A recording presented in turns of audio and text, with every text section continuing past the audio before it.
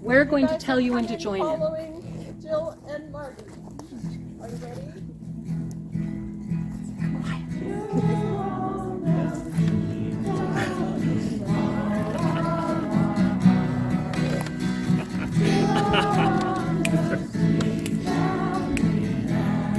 You ready?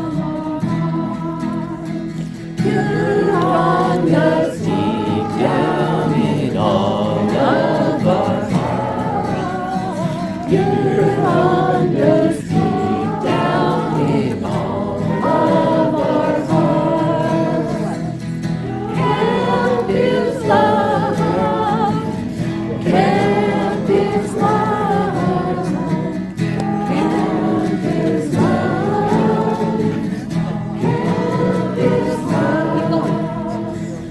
Huronda's deep down in all of our hearts. Huronda's deep down in all of our hearts. Camp is love. Everybody.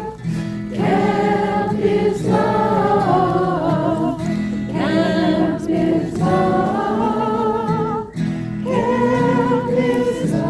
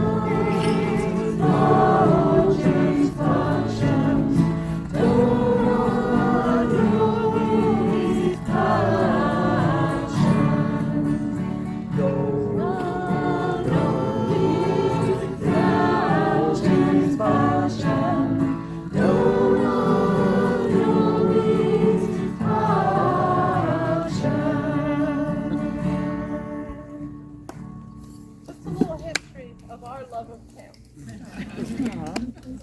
It's Latin for give us peace.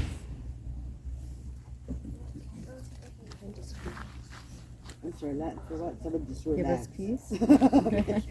As soon as I said peace, someone relax. Collectively, Oh, no. we have Ruthie and Barb and Jill and Margie, collectively known as, along with a couple of others, as the Huronda Babes.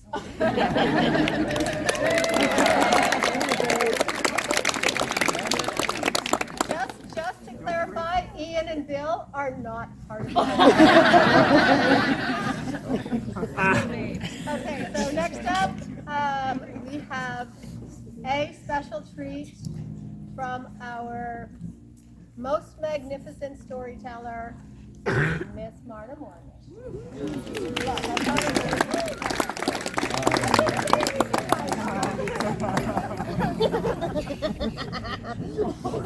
I told her I wouldn't say anything nice about her so she wouldn't cry.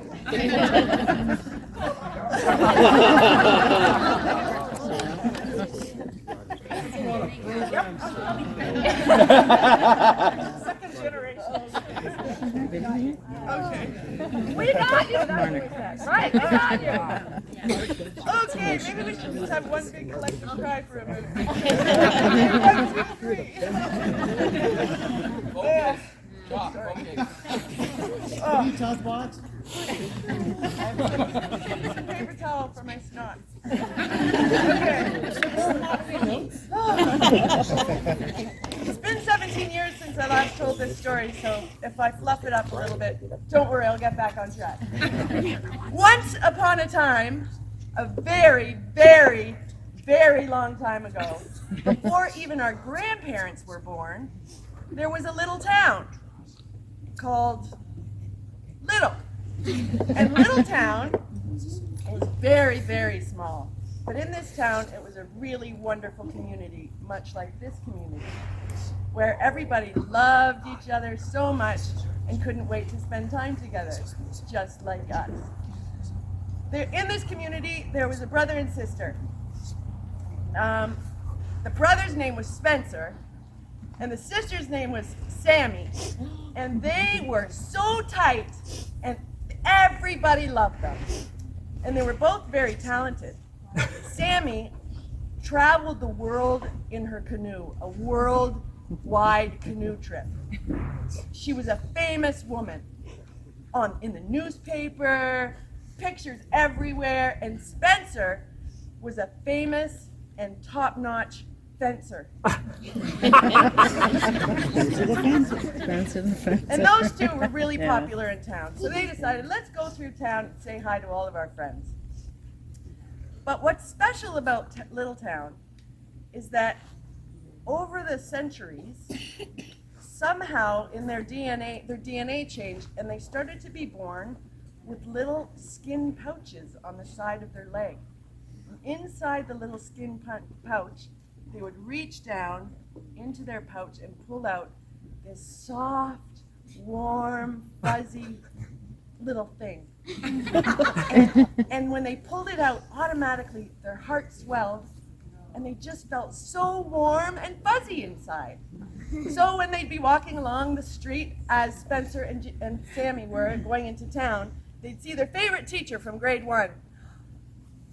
Mr. McCammon! And they'd wave to Mr. McCammon, they'd dig deep into their pocket and throw a big warm fuzzy at Mr. McCammon. And he'd grab it, and you could see his whole body light up.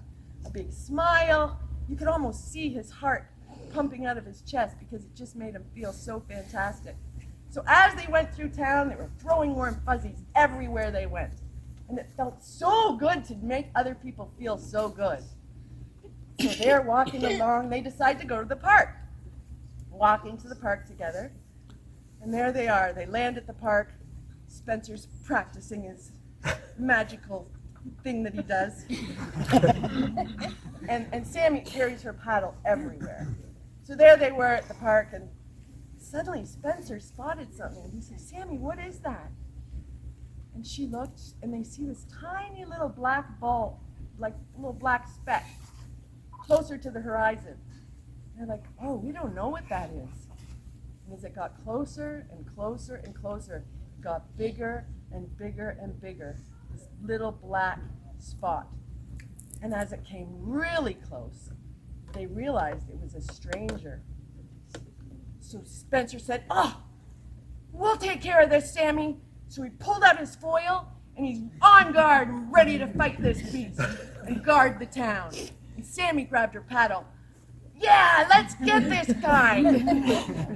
And then suddenly Spencer said, I don't think that's a very nice way to greet a newcomer into our town. So they waited until this big being got a little bit closer and closer. And as soon as that being got closer, they heard it.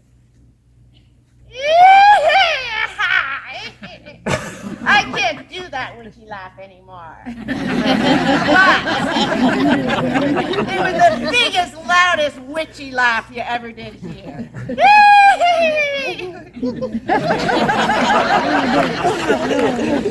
scared them so much, Sammy and Spencer, but they held their ground. And they said, what are you doing here, and what do you want from us? And suddenly, the witch said, I'm here to take your warm fuzzies. You don't deserve to have all those warm fuzzies. I need the warm fuzzies. I'm taking them all. and then Spencer said, well, I'll give you a warm fuzzy. will. She wasn't very fuzzy. They didn't really want to. She was kind of cold and prickly. That's the opposite of a warm and fuzzy, when you're cold and prickly.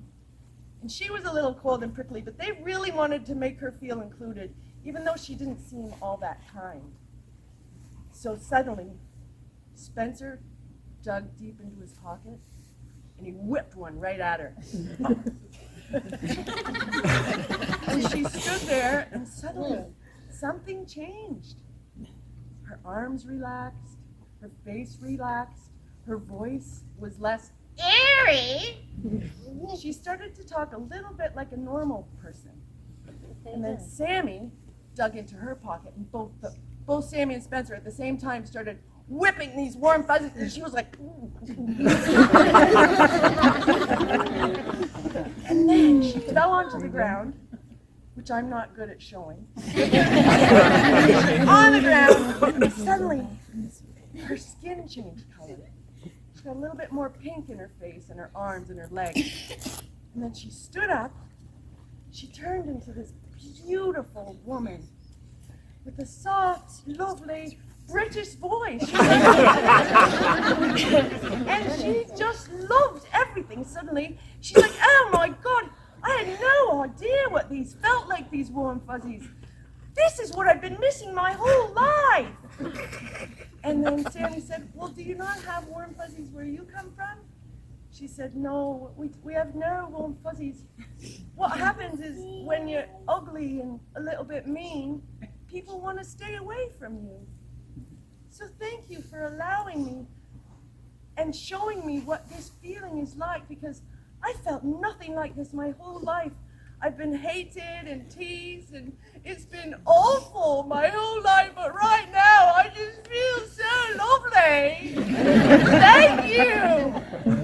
So then they grabbed hold of her and they said, we're so happy to welcome you, because we need all the lovely, happy people to continue to spread warm fuzzies.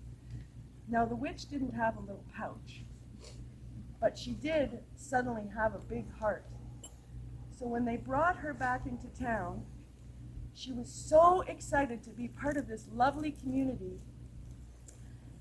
that they voted her in as mayor. It was the witch becomes the mayor. It was so fantastic. She was like up on the podium talking about love and fuzzies and acceptance and being yourself, and how important that was to be yourself. Just be yourself and people will accept you, just like here at camp. Oh. So the moral of the story, this is the shortest warm fuzzy story on earth. Yes. So the moral of the story, can anyone tell me what you think the moral of this story is? Witches aren't so bad? Sure, witches aren't so bad if you Can't open your heart to them. Can't read a book by the cover. Excellent. Witches can become mayor too? Witch turns into Mary Poppins. Love The can moral of save the the story is be yourself and spread love, not hate. Accept all the people you meet into your heart. Accept their challenges, accept their opinions, and be open to all people. And be kind. Being kind is probably the best thing that you could do. And that is what camp has taught me. So thank you.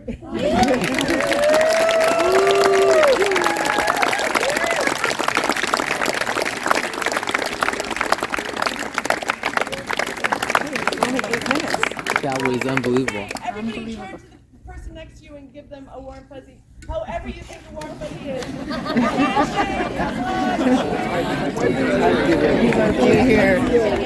Mister, I've hardly seen you this weekend. Yeah, you know, I'm going to sit you down right after this.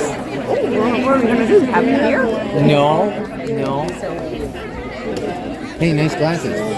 Nice glasses, buddy. Just sit here with you and excited. It's great.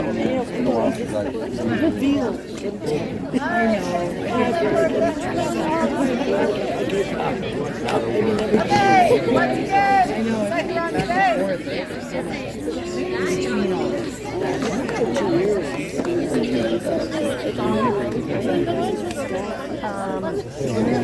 So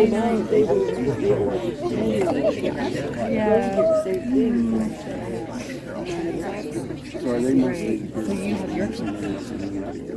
When are we going to sing around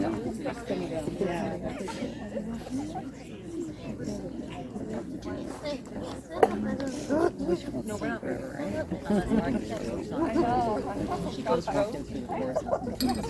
They could just die right here. You know, it's a great match today. But We're going to sing Fly Little White Dove Fly. It might be brand new to some of the later generations of Camp Huronda, but it's still really relevant. And if you know it, please join us. If you don't, it's a wonderful way to follow your great warmth. And if you have your book, it's in here. I feel like it's Page 26.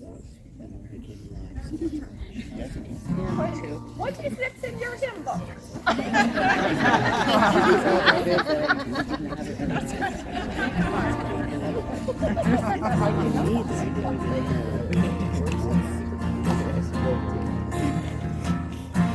These constant troubled days, we must learn to love each other instead of going different ways. We must learn to live together. Fly, little white dove, fly, way up high. Spread your wings, sing out your cries across the universal sky.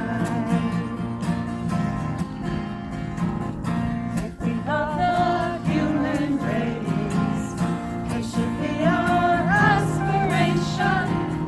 Let's make this a better place. Spread the word to every nation.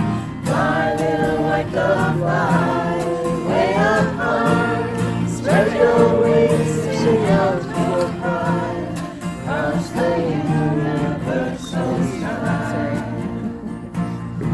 When the simple word is spoken. When the simple word is spoken, it can be our guiding light. If these are never broken, then the whole world will unite. Fly, little white dove, fly, way up high. Spread your wings, sing out your cry across the universal sky. Across the universal sky. Across the universal sky.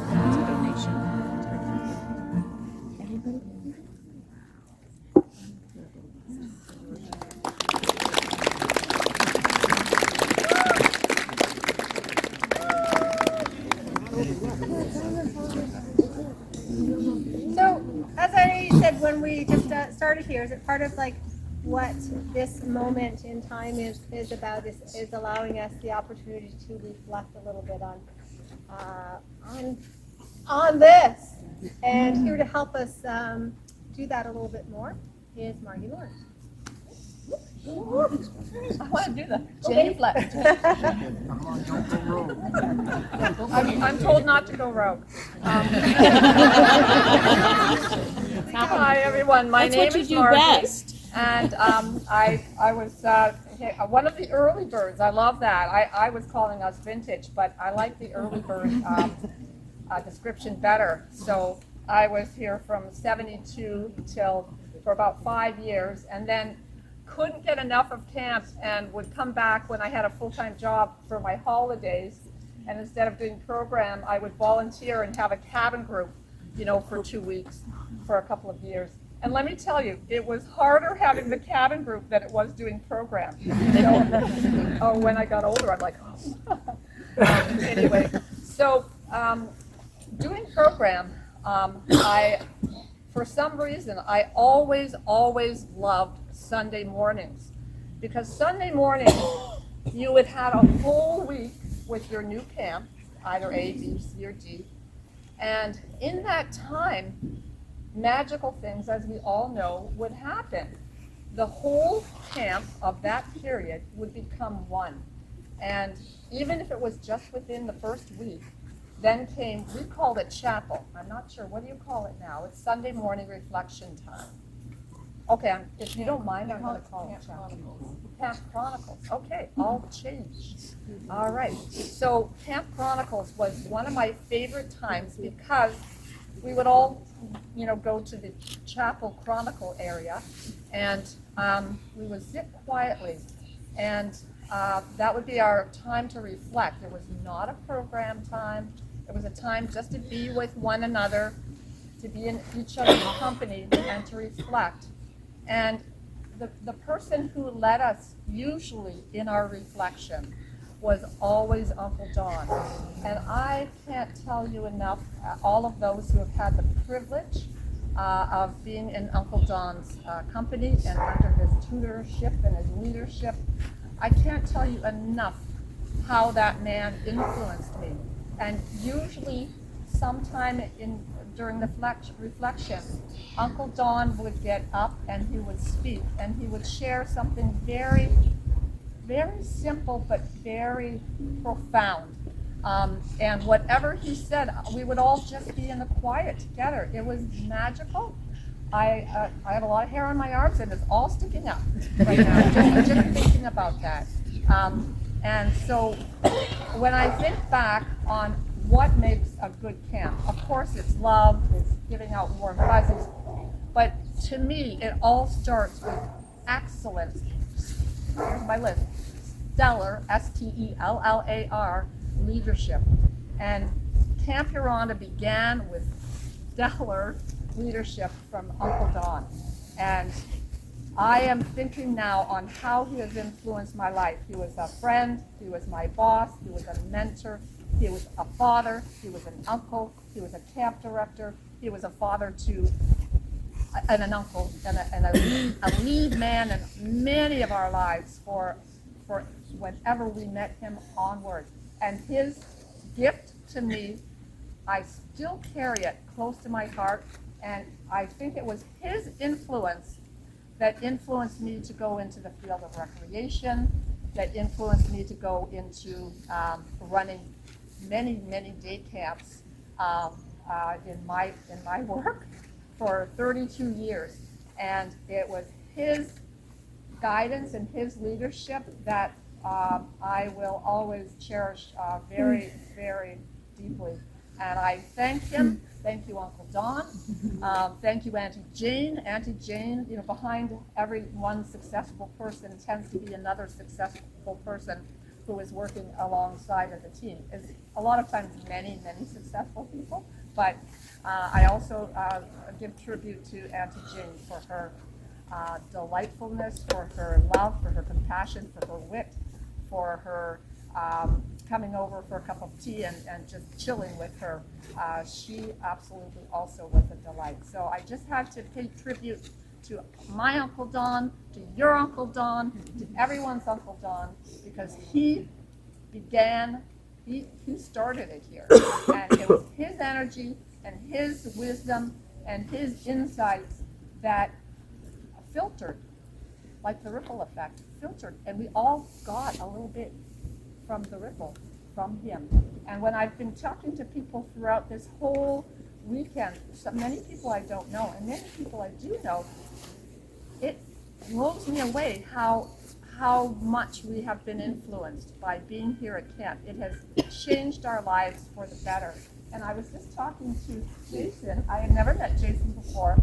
I said, Jason, are you a opera, singer? Did you train in opera? He said, oh yeah, I did. But he said, because of camp, because of my experience here at camp, I have also gone rock. Right? So that just leads into, this is my moment of reflection. Oh, and Dawn would always say something like really clever. So I have something clever to say to you. So everyone close your eyes and put your hands somewhere that's very comfortable, not on somebody else. And I just want you to listen to this. Peace is this moment without judgment. This moment in the heart space where everything that is welcome. Peace is this moment without judgment. This moment in the heart space where everything that is welcome. Take a nice deep breath. Exhale. Okay, and I'll leave you with another, before we do our little exercise. I was reading, I take Qigong every weekend. My teacher is very philosophical, and she always leaves us with some awesome quote. And then she sends it to our class on Zoom. And this one I loved, and this one is camp. Okay, here's the quote from a person called, it could be a man, Louis, or it could be Louis, or Lois. But L. Cozzolino. All right, so this is the quote. We are not the survival of the fittest. We are the survival of the nurtured. We are not the survival of the fittest. We are the survival of the nurtured. And isn't that what we all are here? We are so nurtured. We've been so blessed and so lucky. So that just moves into that little exercise part that the program part, where I would like, I know that we have 5 to 6 generations of people here. So if you can think back, okay, am I in general a 70s camper? So I'd be a 70s. So I've just given my 70s share of information. Am I an 80s camper or staff? Was I here mainly in the 90s? Was I here mainly in the 2000s? Was I here mainly from 2010 to 2020? Where do I fit in that lovely line of years? Where do I fit? Not that it matters really, but I'd just like you to think, okay, where am I? Where do I fit in that little recipe? So I would like you just, again, I think sometimes it helps to close your eyes or to look up at the trees or whatever works for you. I just want you to go quietly where you are sitting to a quiet place. And if you can, for the next minute or so, simply reflect on what has influenced you, what has camp done for you that has influenced you somehow in your life for the better. So how has camp influenced you for the better in your life? And that will just be in the quiet for a moment.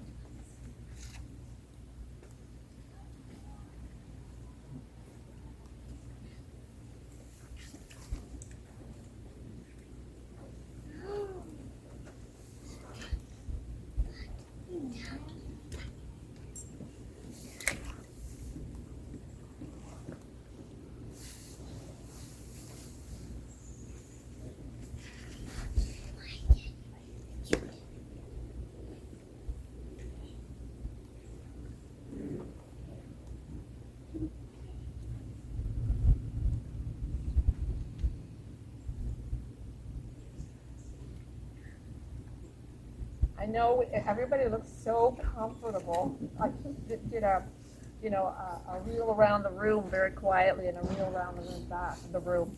This is our room.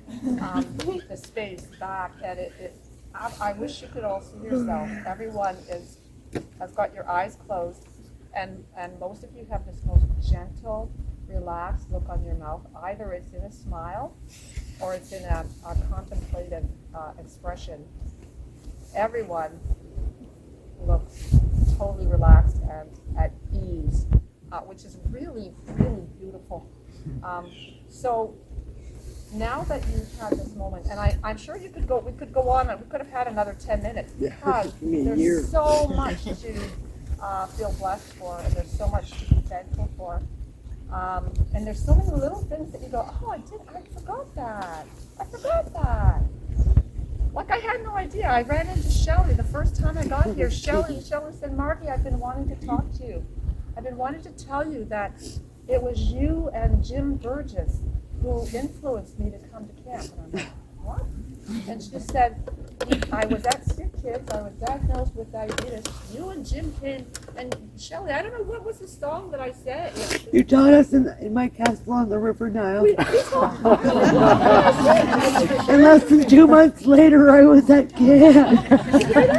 She said, we went and sang in my castle on the River Nile, and she said she was taken by that. And 2 months later, she was an avid camper. And I'm like, what? I was there. I can't remember. But that's just me, right? But the cool thing is that you never know, and you never will know unless someone, of course, comes and tells you how much of an impact you have had on people's lives and it started at Camp Huronda, or somehow with him. So, Shelley, thank you so much for sharing that with me, because I will carry that with me. I love you, Margie. I love you too. Okay, so I'm back now, and I'm wondering. You don't have to if you don't want to, but if I'm going to yell out an era, and if someone is comfortable enough to stand up where you are and to speak relatively loudly and just share a little bit of what you were thinking about what camp, how camp has influenced you for the better, that would be awesome. So, and don't feel the pressure, but if you are interested in sharing, I'll take one person from each era, randomly. So, okay, we already did, well, actually, you know what, it's not fair. We have to do the 70s. We have to do, because I rambled on, but is there anyone here who had a focus from the 70s? All right, yes, can you stand up and tell your name? Judy Gorman. I was here 78, 79. Camper, 88, Wanderville CIT, 81, that. And when I came to camp, I came from Kingston. There were 2 childhood diabetics in Kingston, me and a guy named Tom Kingston. So I didn't have a lot of interaction with other kids who were diabetic. And he was a bit of a jerk, so I said to my mom, there's this Camp Huronda. I had gone to Camp Banting at the age of 8, which was run by the Y, and the staff had no idea what they were doing. And I was 8, and I was what they called a problem diabetic, fragile diabetic. Who knows? But yeah, I fell out of my bed one night, almost in convulsions, and anyway, it wasn't a good experience. Mom thought I'd never want to go back to camp. And I had heard things about Camp Huronda by people who had passed through, medical staff usually. And so I finally got my mom to do it, and I came to camp, and I was just so excited because I'm different. And I always thought I was different because I was diabetic. And I came to camp, and I met all these other diabetic kids, and we're all different. And we're different in our own way. And I'm not different because I'm diabetic. I'm different because I'm sick. And I learned that, and that brought so much peace to my soul.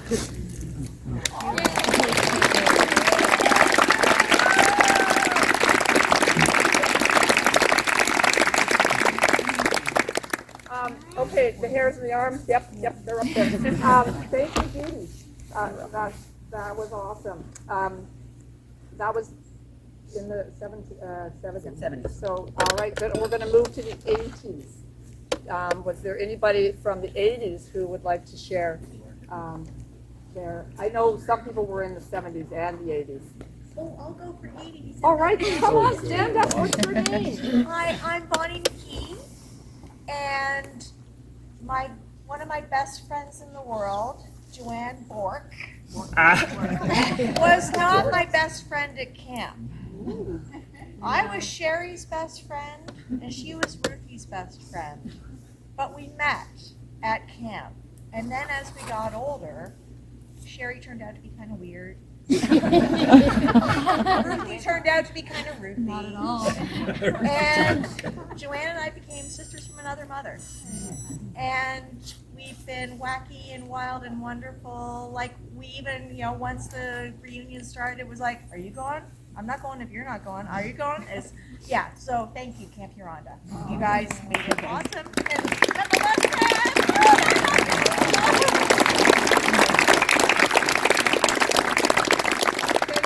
sharing. It's interesting, many friendships that we have made when we were younger. I love that. They have still remained. And some people have actually, how many people here have fallen in love with their spouse now in this group here? Are there anybody? Is there? Okay. All right. Can I would just need to stand up? Oh. So that we, bring it on. Bring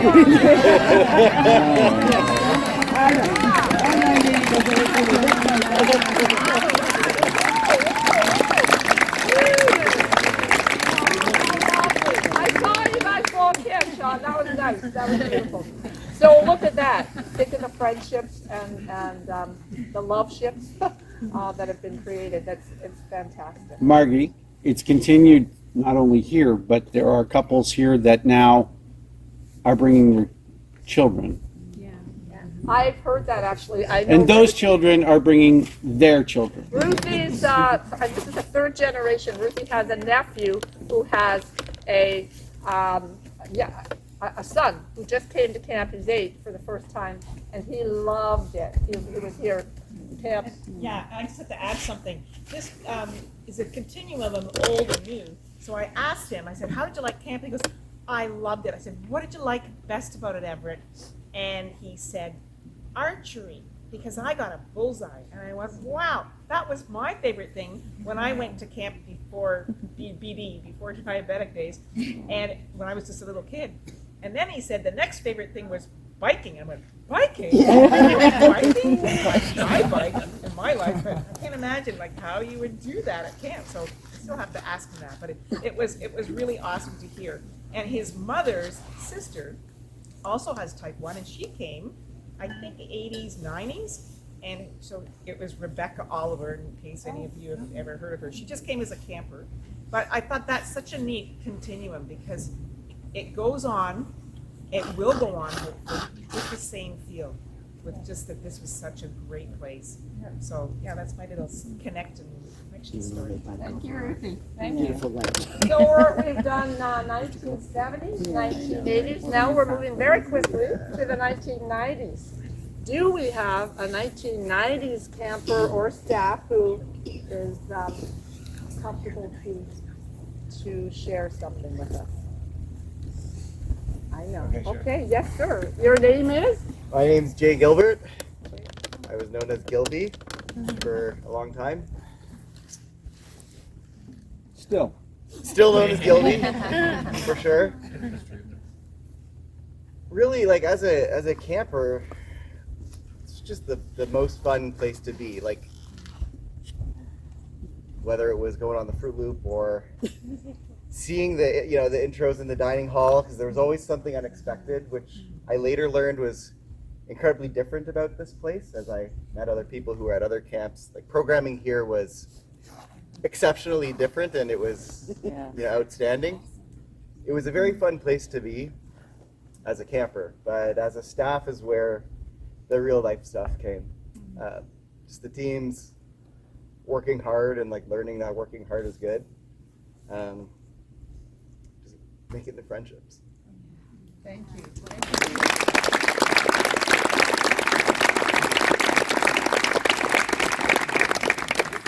So heartfelt. I just felt every word she said. So thank you. And it's heartfelt and it's emotional.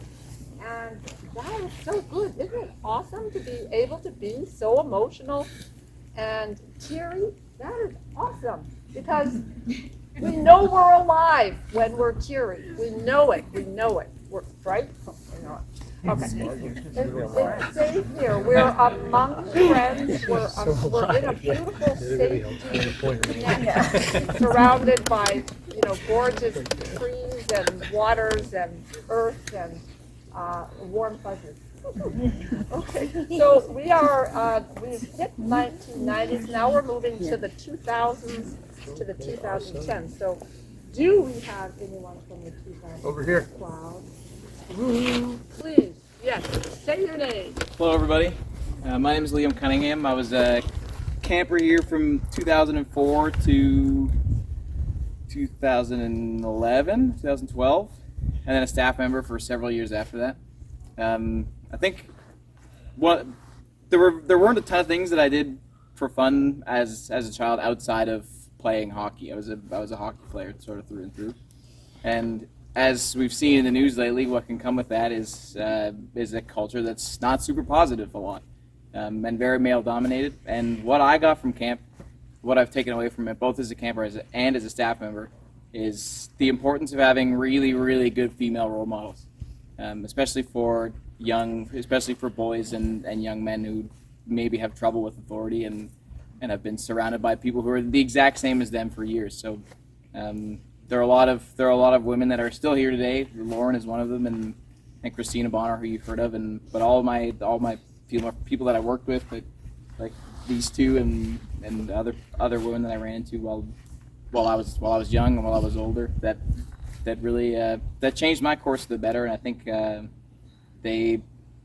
lot of the time you're sort of segregated by your gender and in places like this, but I think that women at camp you really have a huge impact on, or at least you did on young Liam, and I think I'm probably not the only one. So you can change both sides' course for the better if you're here and you're here for the right reasons. So that's what I had to say.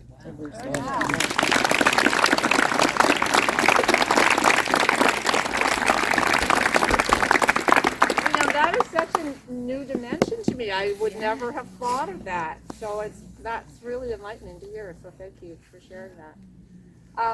Now we're moving into 2010 to 2020-ish. I feel like I'm at an auction. Do we have? Can I get somebody? No. Marge, can I bring something up just from the 70s and the 80s? Absolutely. I was accustomed. Stand up and say who you are. Just on what Liam. Okay, so Just on what Liam was saying. this is just a comment. It's not 2000. No, it's not. It's just a perspective.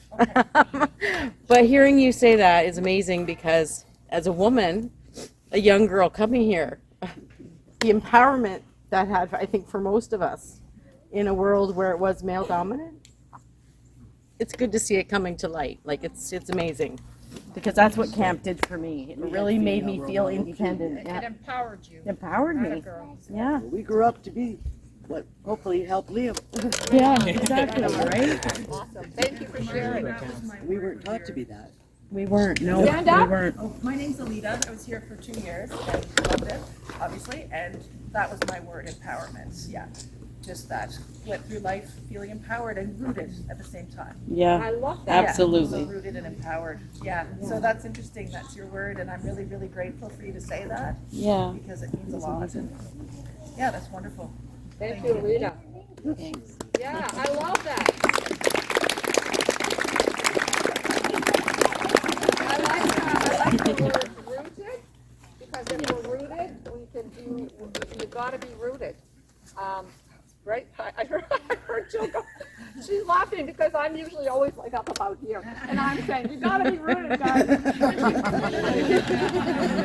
That's okay, that's another story. So anyway, rooted and empowered is beautiful. Okay, now we're going on to 2010 to 2020. If anybody was in that era and was, yes, please stand up and say who you are. Hi, everybody. I'm still Kat. This is not repeat after me. No, this isn't. My camp career started in 2013. I was diagnosed in February of 2013, and then I did my first summer here that same August. And I did 3 years as a camper. I did the month-long leadership program, and then I've been on staff ever since. And a super important aspect of my camp life has been program and just the magic that it creates. And when I think of camp, I think of the word magic, because we are able to, in this space, provide such a safe and inclusive environment for people to be whoever they want to be. They get to come and try new things, be with different people, and bring out sides of them that nobody else ever gets to see. And So true. I actually wasn't going to be at camp this summer. And then I had a lot of healing I needed to do. And I knew the place I needed to be to do that was here. Because I feel I'm my most authentic version of myself when I'm here. And because of that camp magic that I so love very much, I get to share that with other people. And then that's what I'm going to bring into a profession later in life as a teacher, is starting with the young, sponge minds of children and feeding them with as much magic as I possibly can. And then this space has taught me that you get to be whoever you want to be, and we all love each other for it. So yeah. Thank you.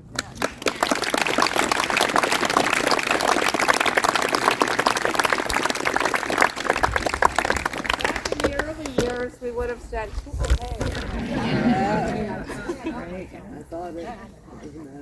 thank you very much. I love this. This is like awesome. We're coming to the nearing the end though, because we went to 2010 to 20. Now we're kind of 20 and we've missed camp for a couple of years. But I'm thinking there might be somebody. I'm seeing a little pointer finger happening with somebody who's wearing a C on the top of her hat. Anyway, feel no pressure. Hey, my name's Kate Petrie, and I've been a camper here since 2018. Okay, and I was here this past summer, and it's just really great to be back because it's so special, and I can't put it into words.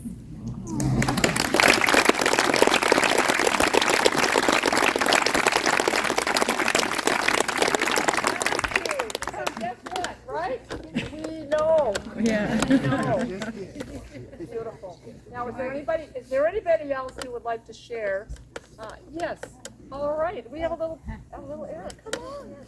So, I'm Lessa Jenner, and I've spent a lot of my life here, and I'm a little bit scared. I was 4 as a doctor's child when I first started here, and this is home. Privilege of growing up here developed me as a person, just like everybody has said. I was so shy and couldn't speak to anybody when I was little, and now I can get up and pretend to be a Goldilocks. And anyways, here's camper then, here's CIT, here's counselor, went off to other camps, came back as a CIT director, went off, started Camp Discovery, and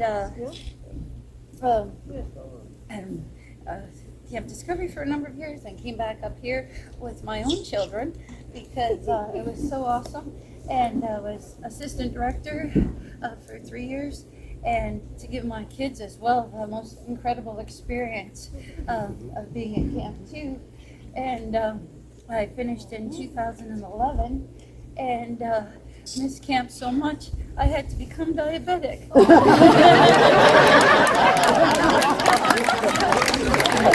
As a lead child, I think Dave spoke to it once too, saying, you know, you're in a cabin group with all these diabetics, and being diabetic was the best thing in the world. And you wanted to go so badly that I guess as a child I wished it and joined the club.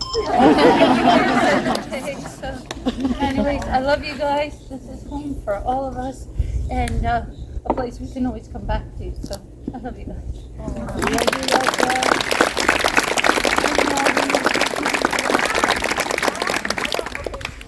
I gotta get a raise. Anyway, I want to say thank you to everyone that was perfect. That was a wonderful way to finish our 10-minute little and I just want to thank you all so much. This was so beautiful to hear everyone's recollections and feedback and reflections. Absolutely beautiful. Blessings to you all. Blessings to you when you all part ways and drive. I know you're not all leaving, but when we do go, send your whatever wish it is that you want to send up to the sky. You're on perfect ground. You're on the ground, and may you go safely wherever your next destination is. Thank you.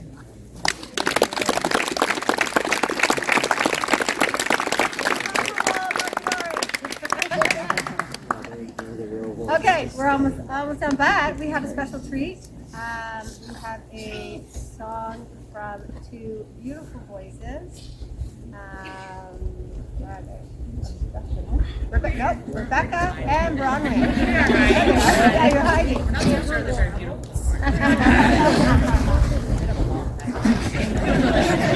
It's a late night. Okay, and just so you know, they only we only asked them a few minutes ago.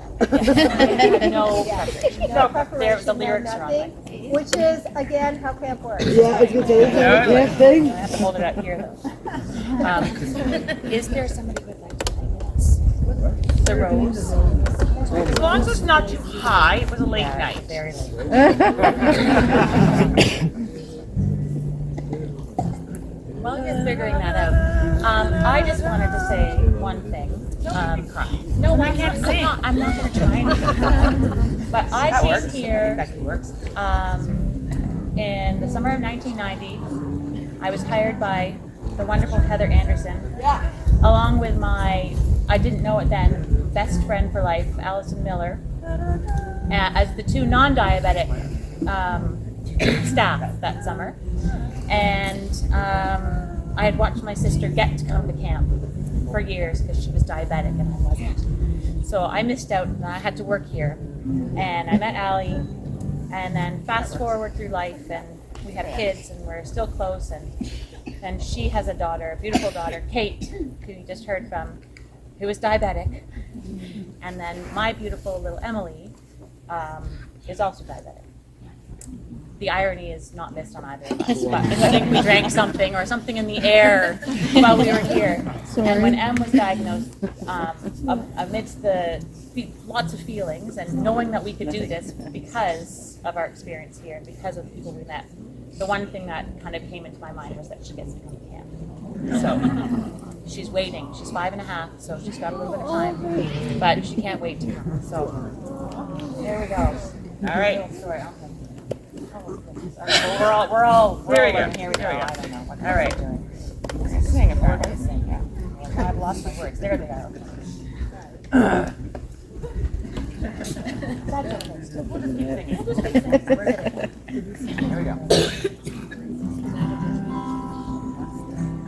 Some say love, it is a river that drowns the tender reed. Some say love, it is a razor that leaves your soul to bleed. Some say love, it is a hunger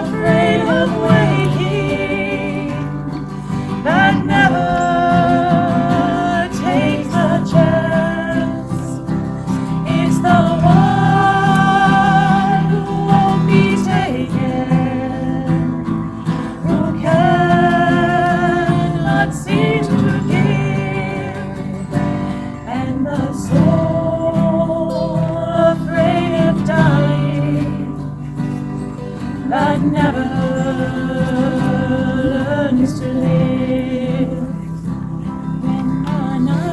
When the night has been too lonely and the road has been too long, and you think that love is only for the lucky and the strong, just remember in the winter, beneath the bitter snow, lies the sea that with the sun's love in the spring becomes a rose. Beautiful.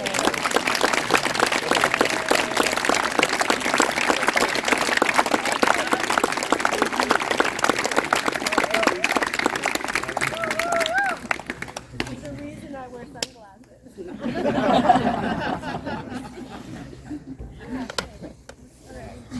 That was beautiful, ladies. Thank you so much. Okay, we have yet another beautiful musical moment, and that's going to come to us from Dr. Mo and his flute. Yeah. Sure. I'll do the music in a minute, but for those of you who weren't here last night, you remember my story about meeting the Queen in short pants. In 1951, on a windy Saskatchewan platform, the CPR in the month of November.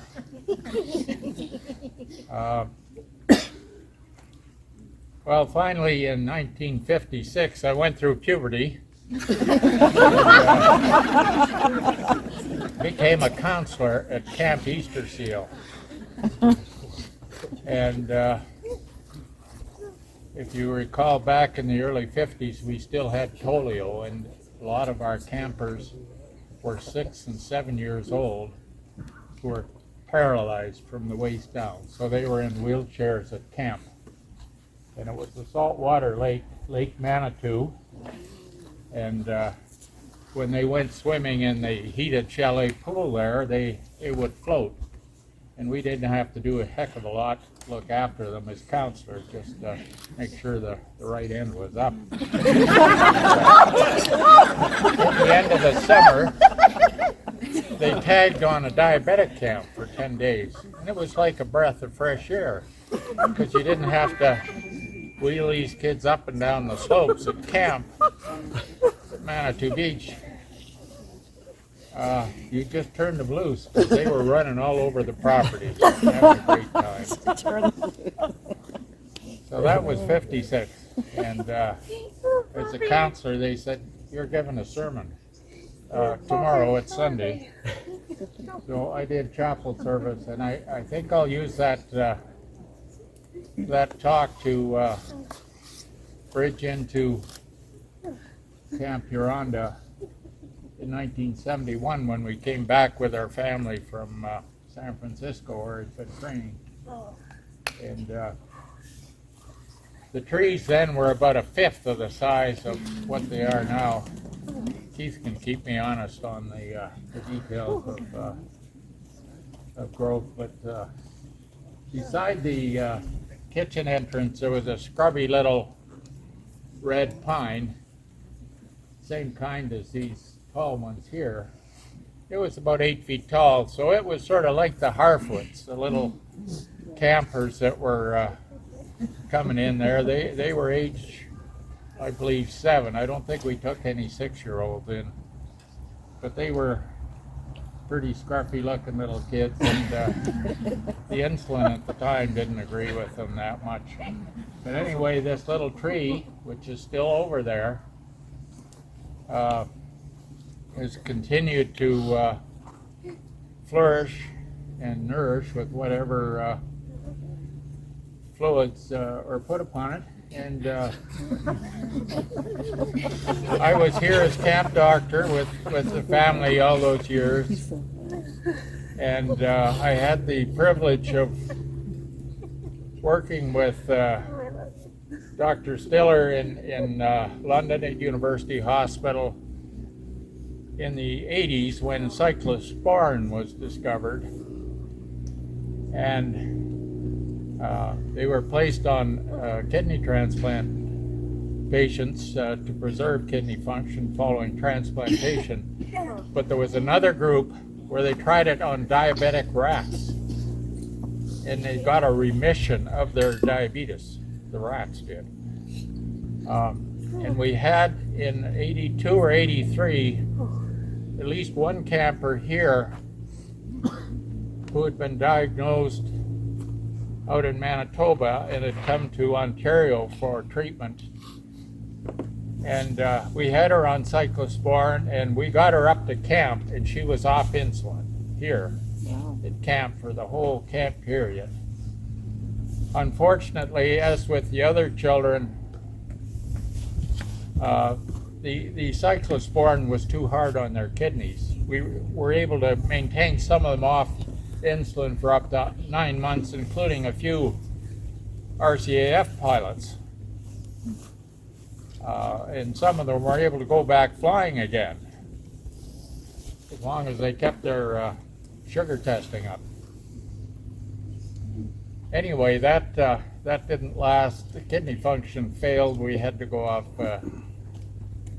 cyclosporin, and we're still working on a cure for diabetes. That flame in London at Banting House is still lit, the one that the Queen Mother lit on her trip there back in the 80s, and away we go. But if you look at what's happened at camp since '71, these trees have grown straight and tall.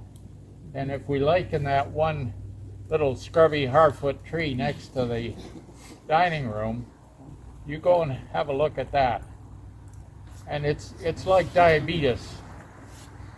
It's not always straight getting to the top, but it's still aiming towards the heavens. And the trunk, the girth of that tree is much stronger than any of these other trees, which will go if a wind starts and one of them goes, they'll all go. But if you look at that tree and you liken that to diabetes, it'll still be standing in a windstorm.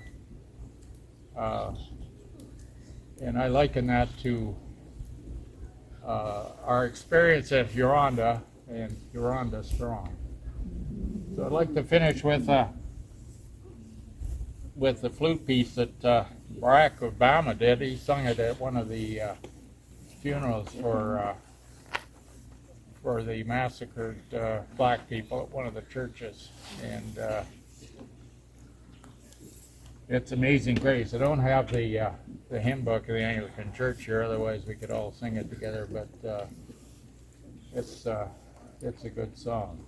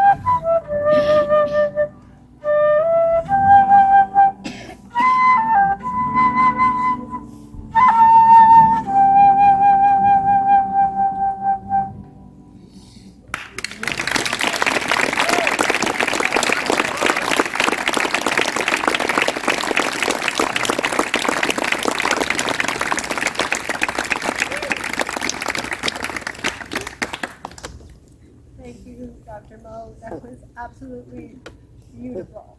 And you know, here's my perspective on camp. It is the place that I cry the most, but for all the right reasons. And as I look around, I see everybody. Hey, that's true of all of us. The other thing that is also true of camp is that even though we all of us program directors, and there's a lot of us here, everything is done by schedule, and timing is always really important. And then you get to the program, and the schedule kind of So just before we do our final song, I just want to let you know that we have kind of gone kablooey with the schedule yet again, and have really kind of just gone through our next program time. So when we are finished here, there are a couple of things. We're going to basically just kibosh the last little program spot before lunch. However, if everybody would like to stay after our last song, we'd like to do a group photo with everybody, and we can just do that here. And my one sorry, and also, if you have not yet paid for your items or picked them up, please, right after that photo, go straight to jail. No, go to Jamie's place and pay up. And we are going to open your last time to grab some merchandise for about an hour after we're done here as well. Okay. There's a few items. All right. Okay. Can I get a large T-shirt? Okay. A yellow so, one. Let's say one thing. Oh, yep. And if you haven't written your memories on any of those, on a memory sheet in front of the rec hall, that would be great. We'd love to have your memories. Awesome. Jen. I just want to say something I heard a long time ago. You may have heard it before. But when you are so full of love, it leaks out, and that's what the tears are. I'm going with that. Because I'm a leaking. How about you? Okay. One last song. One last song for all of us. Let's bring back the babes and the not babes. And please, everybody join in.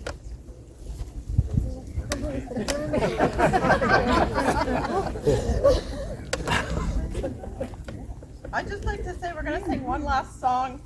We like to sing it together. We know it's from an older era. So if you know it, please sing, because we're really singing not as performers. We're singing because we love Huronda. And this is our expression of our love of Huronda. The song we're going to sing is called Today.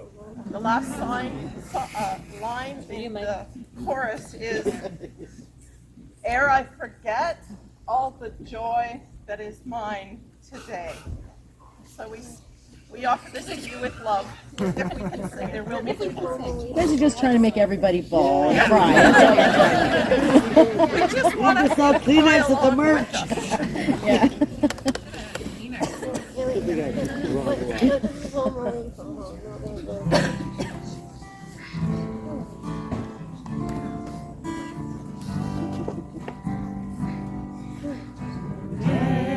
While the blossoms still cling to the vine, I'll taste your strawberries, I'll drink your sweet wine. A million tomorrows shall all pass away, ere I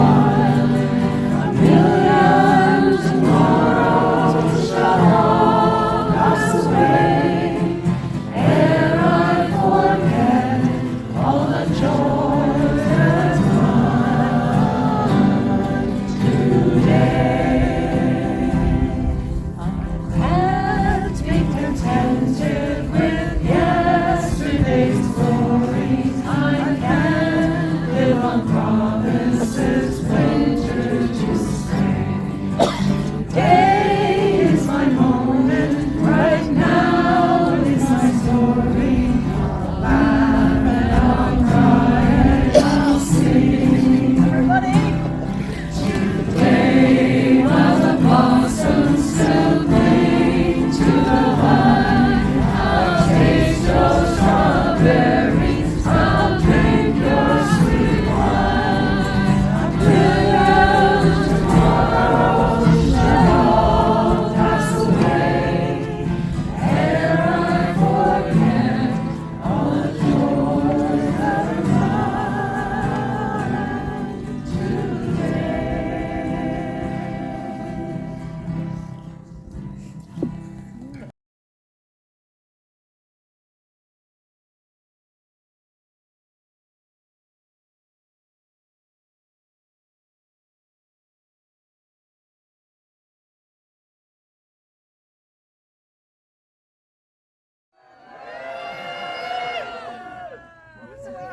You can take more than one if you want, Sammy. For sure. We'll take a couple. We'll take a couple.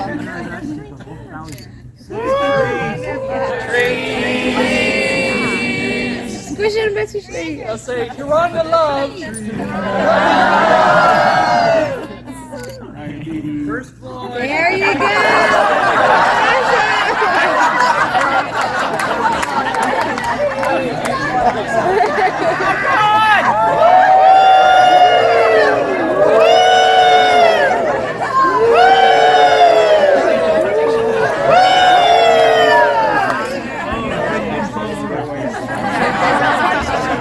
Awesome.